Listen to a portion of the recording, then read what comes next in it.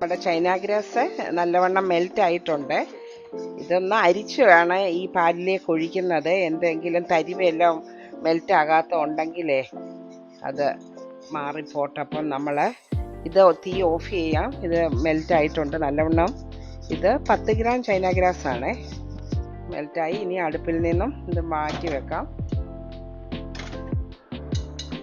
അതുപോലെ നമ്മളുടെ പാല് തിളച്ച് വരാറായി. ഇതിലേക്ക് നമ്മൾ മധുരത്തിന് വേണ്ടി നമ്മൾ കണ്ടൻസ് മിൽക്കാണ് ചേർക്കുന്നത്. അത് 3 സ്പൂണ് കണ്ടൻസ് മിൽക്ക് ചേർത്ത് കൊടുക്കുകയാണ്. 1 2. നിങ്ങൾക്ക് നിങ്ങളുടെ മധുരത്തിനനുസരിച്ച് ഇതൊന്ന് ടേസ്റ്റ് ചെയ്ത് നോക്കിയിട്ട് കൂടുതൽ വേണമെങ്കിൽ നിങ്ങൾക്ക് ചേർത്ത് കൊടുക്കാം. ഞാനിപ്പം 3 സ്പൂണേ ചേർക്കുന്നുള്ളേ.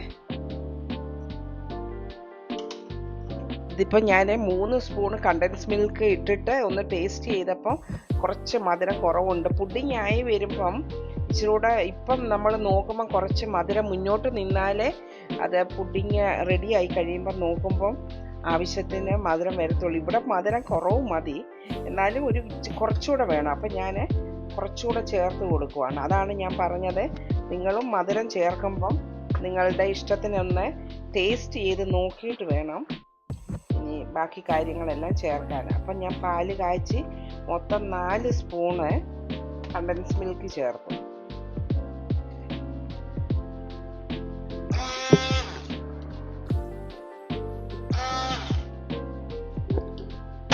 ഹാൻഡ് ബ്ലെൻഡർ വെച്ചാണ് ഇതൊന്ന് ഫ്ലഫി ആക്കി എടുക്കുന്നത് ഫ്രഷ് ക്രീം. അപ്പം നിങ്ങൾക്ക് ഹാൻഡ് ബ്ലെൻഡർ ഇല്ലെങ്കിൽ നിങ്ങൾക്ക് ബീറ്റർ ഉപയോഗിച്ചും ചെയ്യാം. ഇത് ഹാൻഡ് ബ്ലെൻഡറിലാവുമ്പം വേഗം റെഡിയാവും.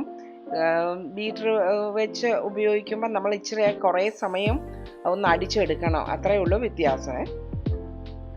സൈഡ് കട്ട് ചെയ്ത ബ്രെഡ് കഷ്ണങ്ങൾ ഇങ്ങനെ നമുക്ക് ഇട്ട് കൊടുക്കാം. ഇനി നമുക്ക് ഈ ഫ്രഷ് ക്രീമും കണ്ടൻസ് മിൽക്കും കൂടെ നമ്മൾ എടുത്തിച്ച് വെച്ച് ഇത് ആദ്യം നമുക്ക് ഈ ബ്രെഡിൻ്റെ മുകളിലേക്ക് ഇട്ട് കൊടുക്കാം.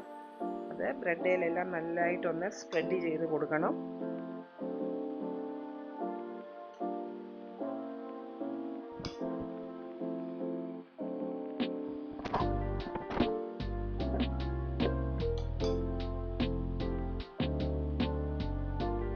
എല്ലായിടത്തും സ്പ്രെഡ് ആവുന്ന പോലെ അത് ഇട്ട് കൊടുത്തിട്ട് നമ്മൾ പിസ്ത ഫ്ലേവേർഡ് ബ്രെഡ് പുഡിംഗ് ആണല്ലോ, അപ്പം നമ്മൾ കുറച്ച് പിസ്ത ഒന്ന് കട്ട് ചെയ്തതും നമുക്കൊന്ന് ഇട്ട് കൊടുക്കാം.